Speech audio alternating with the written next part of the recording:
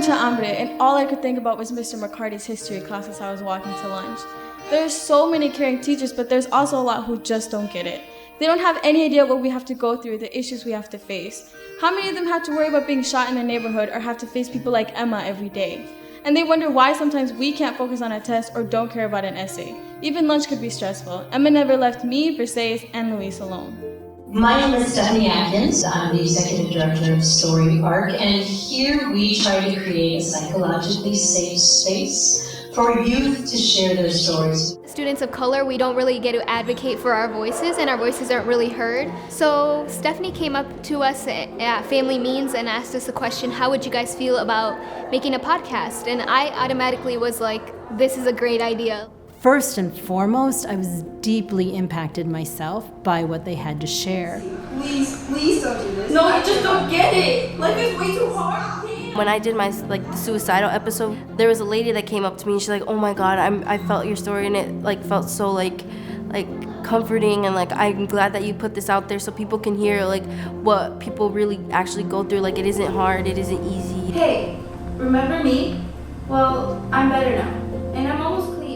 I was struck by the power of the stories that they had to share, and I have to be honest, as a woman, a white woman who grew up in a very privileged middle-class home, these were stories I'd never heard before. So I feel like a lot of these stories come up with our personal experiences. So the first episode we made was about deportation, and at that time we all were feeling kind of nervous in the school environment. The first episode was about deportation and what happened when 3 American children lost their dad because he was deported and sent back to Mexico.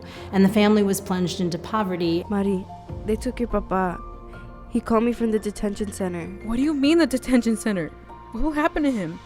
Well, they'll be sending him back to Mexico. Immediately when you listened to this episode, you thought, this makes no sense whatsoever, to leave 3 American children without a primary breadwinner. And when some of my friends who were conservative heard this story, they really realized that it was much more complicated than a simple slogan.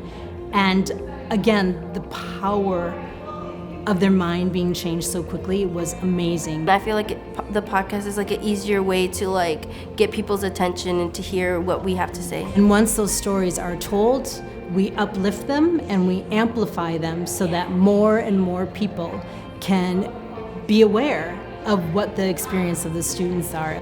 And then what was amazing to me, once they were heard by other people, how quickly it changed the mind of those who were thinking one way and then all of a sudden realized the experience was very different than what they thought and immediately flipped to another way of thinking. And it truly, truly made me realize that storytelling is powerful and that the authentic stories of youth are probably as powerful as you can get. I want to feel a part of something too. We are trying to make a difference in our community, and we would really appreciate if you would participate. This is gonna be a problem. No, it's a start. Welcome, Emma. We're glad that you're here.